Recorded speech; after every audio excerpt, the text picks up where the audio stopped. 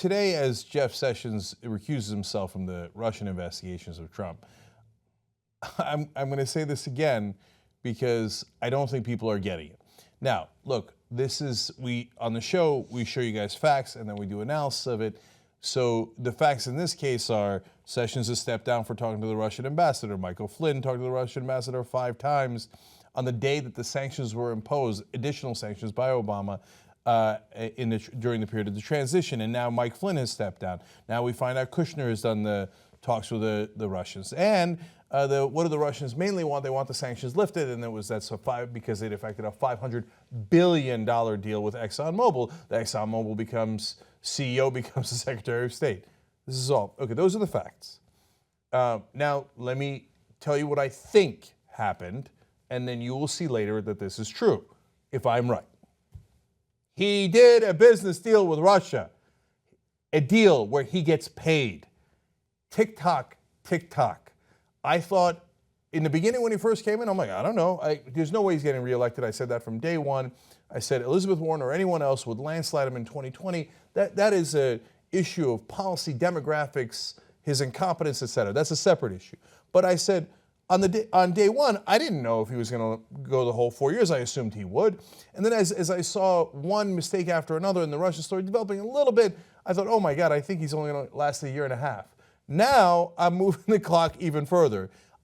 He might not last 6 months because he did a deal with the Russians. I'm not talking about a deal that people have loosely in their heads here where it's like, oh, I guess the Russians helped me win the election a little bit by doing some propaganda and they leaked the emails and that's helpful to me. And then later I'll think about lifting the sanctions and, something vague. Yeah, I won't say that, right? But you know how this is going to go. I become president, you get the sanctions lifted, everybody's happy.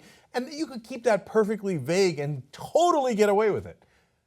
That is not, my guess is, that is not what happened. No, Trump didn't ever really care that much about being president other than winning. I'm going to be winning, right? The number one thing and almost the only thing he cares about is money. Money. He did a business deal with the Russians.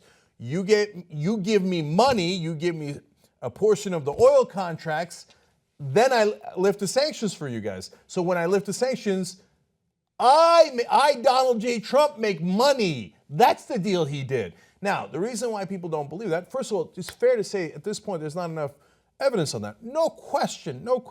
They need to do the investigations. You can't just go on my hunch. Yeah. Right? Of course, right? So, but they should thoroughly investigate. But the reason people think it is not plausible is because they think, who could be that stupid? Well, if the money comes to you at some point or you have a percentage of an oil company, well, of course the FBI or intelligence officials are going to know that or figure that out. And who would be brazen enough to want to do a business deal like that when you're already president? Yeah. Because you're making two critical mistakes in your assumptions. One, you think if I was president, that'd be plenty good enough. No, for Trump, it's never good enough. The greed is endless and it's all about the money. So his priority is, how do I turn the presidency into more money? The Russians come along and say, I'll give you billions of dollars in a percentage of an oil company if you lift the sanctions, because I'm going to make $500 billion once you lift those sanctions.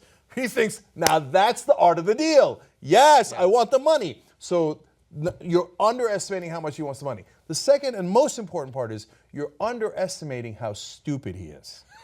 No, I'm not kidding. Like, people think, oh, no, he made all this money, he must be smart. To this point, he's lost in the polling almost every category. They don't trust him, they don't this, that, they've lost faith in him, yada, yada. But the two categories he still wins on is he's strong, which I'll give him, okay? Strong in a lot of wrong ways, and they think he's smart.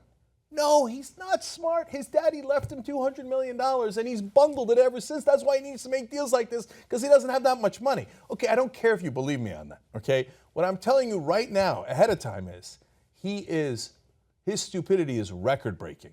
I know. I studied all of his business deals because of this damn campaign. I know how incompetent he is. I know what a loser he is.